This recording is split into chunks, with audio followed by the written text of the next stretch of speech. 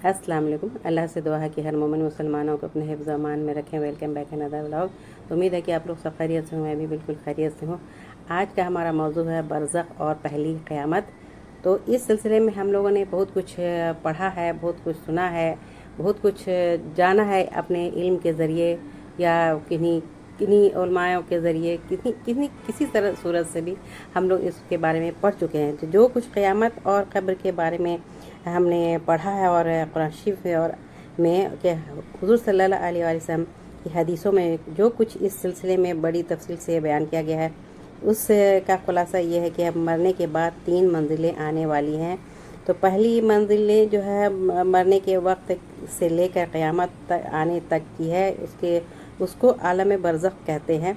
अब मरने के बाद जिसमें ज़मीन में दफन कर दिया जाएगा और याद रहे कि जो है इसको या दरिया में बहा दिया जाएगा या जलाकर खाक कर दिया जाएगा। जो हर हाल में जो है रूह जो है फना हो जाएगी दुनिया से दिखाने के लिए कि तो वो चली जाएगी, क्योंकि सिर्फ इतना होता है कि इंसान दुनिया से जो है नज़र से ओझल हो जाता है, लेकिन दूसरे आलम में चली जाती है। वहाँ अल्लाह के फरिश्ते इसके दीन और मज़हब के मतलब सवाल करते रहेंगे, क्योंकि जो हमने किया है, जो हमने आगे भेजा है, जो हमारे पैर और जो हमारे आँखें देखी हैं, हमारे पैर ने किया है, हमारे हाथों ने किया है, जो बात किया है, जो भी चीज़ दुनिया में हमने करके भेजा है या करते रहे हैं, उस सिलसिले में सब सवाल होगा। हमसे फरिश्तों ने सवाल करना है। अगर वो जो सच्चा ईमानदार होता है तो वो सही सही जवाब देगा, और जिस पर फरिश्ते उसको खुशखबरी भी सुना देंगे कि तुम क़यामत तक चैन और आराम से जाओ, आराम से रहो, फिर उसके लिए इंतज़ाम भी कर दिया जाएगा। और अगर ईमान और अमल से महरूम होता है तो उसी वक्त से अल्लाह ताला सख्त सज़ा और उसके लिए दुख में मुब्तला कर देंगे, तो जिसका सिलसिला क़यामत तक जारी रहेगा। और इसके बाद दूसरी मंजिल क़यामत और हशर की है। क़यामत का मतलब ये है कि एक वक्त ऐसा आएगा कि अल्लाह के हुक्म से सारी दुनिया एकदम फना कर दी जाएगी, और फिर जब अल्लाह ताला चाहेंगे तो हशर बर्पा कर देंगे। और हशर का मतलब है कि ये सब इंसान फिर से अल्लाह के हुक्म से ज़िंदा कर दिए जाएंगे और पिछले तमाम इंसान एक मैदान में जमा कर दिए जाएंगे। हम लोग सारे एक साथ वहाँ मैदान में जमा होंगे, जो हशर का मैदान होगा। उनकी जो है फिर दुनियावी जो ज़िंदगियों के बारे में सारा हिसाब होगा, फिर और वहाँ जो है अदल के हिसाब से सवाल जवाब होगा। जो जुल्म करने वाले होंगे, जो इंसाफ करने वाले होंगे, जो अच्छाई और बुराई के तोल करते होंगे, तो इन सब का जो है जाँच पड़ताल और हिसाब की किताब में जिनको अल्लाह के बंदे जन्नत के मुस्तहक़ साबित होंगे, उनको जन्नत का हुक्म दिया जाएगा। और जुल्म और जो मुजरिम और अल्लाह के अज़ाब और दोज़ख के सज़ावार होंगे, उनको दोज़ख का हुक्म सुनाया जाएगा। तो फिर ये मरने के बाद जो तीसरी मंजिल है, जिसका नाम क़यामत और हश्र है, उसके बाद जन्नती हमेशा के लिए जन्नत में चले जाएंगे, और जहाँ सिर्फ आराम और चैन होगा, और वो नेमतें होंगी जो इस दुनिया में ना किसी ने देखी होगी या ना सुनी होगी, और उनकी पूरी कैफियत किसी के को इस तरह का दिमाग में भी नहीं आएगी कि वो इस तरह से वो उनको इतना आराम मिलेगा। और जो दोज़ख के मुस्तहक़ होंगे वो दोज़ख में जब पहुँचा दिए जाएंगे, और जहाँ बड़ी सख्त किस्म के अज़ाब और दुखों का होगा, जिनका पूरा तसव्वुर भी नामुमकिन है। अल्लाह ताला हम सब को इससे अपनी पनाह में रखें। और ये दोज़ख और जन्नत मरने के बाद तीसरी और आखिरी मंजिल है। तो यहाँ पर एक मैं हदीस की बात रखना चाहती हूँ कि रसूलुल्लाह सल्लल्लाहु अलैहि वसल्लम ने चंद इरशादात रखी है कि सुन लो और याद रखो कि हुज़ूर सल्लल्लाहु अलैहि वसल्लम ने फरमाया कि जो रूह कब्ज़ होने के वक्त नेक बंदे के पास रहमत के फरिश्ते आते हैं और उसको इत्मीनान दिलाते हैं और अल्लाह ताला की खुशनुदी और उसकी नेमतों की खुशखबरी सुनाते हैं, तो ये रूह हशाश बशाश बदन के उस कालिब से बाहर आती है और आलम बाला में जाती है और दूसरी पाक रूहों से मिलती है और उसका इस्तकबाल करती हैं। अजीज़ों और दोस्तों की रूहें उसको आमद पर खुशियाँ मनाती हैं। बरखिलाफ बुरे इंसान के पास मौत के फरिश्ते डरावनी शक्ल बनाए हुए भुड़कते डपकते हुए धमकाते हुए आते हैं और उसको रूह को बदन के ढांचे से जिल्लत के साथ खींचकर निकालते हैं और दूसरी रूहें भी उससे पर लानत मलामत करती हैं।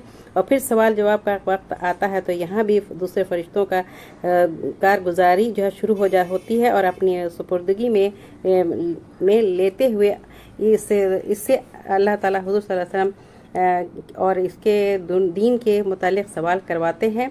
और अगर मरने वाला ईमान पर रहा और उसके ने जवाब सही से दिया तो फिर अल्लाह ताला उसको जो है उसी हिसाब से सज़ा जज़ा भी देंगे।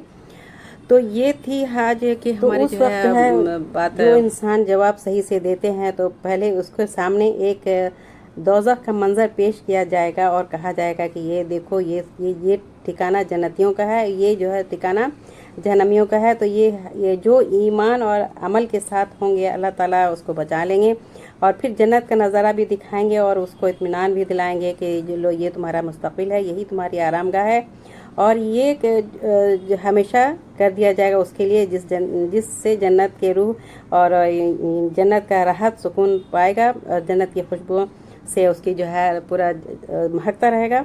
और जो बेअमल और बेईमान होंगे तो इंसान और उसके उन फरिश्तों के सवालात के सही जवाब नहीं दे सकते तो वो रोता और रहेगा और चिल्लाता रहेगा और कराहता रहेगा और मुझे तब वो बोलेगा कि मुझे ये खबर नहीं थी, मैं नहीं जानता था। और उस नाकामी के बाद इसको जन्नत का मंजर दिखाया जाता है कि अगर तुमने ईमान और अमल के साथ केयर के आते तो तुम्हारा ठिकाना भी यहाँ होता। फिर दोज़ख की जब उस दोज़खी के जो जहन्नमी होंगे तो दोज़ख की जो खिड़की उसके सामने खोल दी जाती है और जहाँ से वो पूरा जो है शिद्दत वाली गर्मी उसके सामने उस खिड़की से आती है और उससे बहुत परेशान होता है। और इसी तरह जो है अज़ियतें अल्लाह ताला उसके लिए भेजते रहेंगे। तो इससे बचने के लिए हमें क़यामत तक के लिए यानी कोशिश करते रहना चाहिए कि अपने लिए अच्छे अमल करते चलें और ताकि कि हम भी जन्नतियों में शामिल हों और उस जन्नतियों के आरामगाह की तरह हमें भी आरामगाह मिले। तो अमल के साथ हमारी भी ज़िंदगी ख़त्म हो।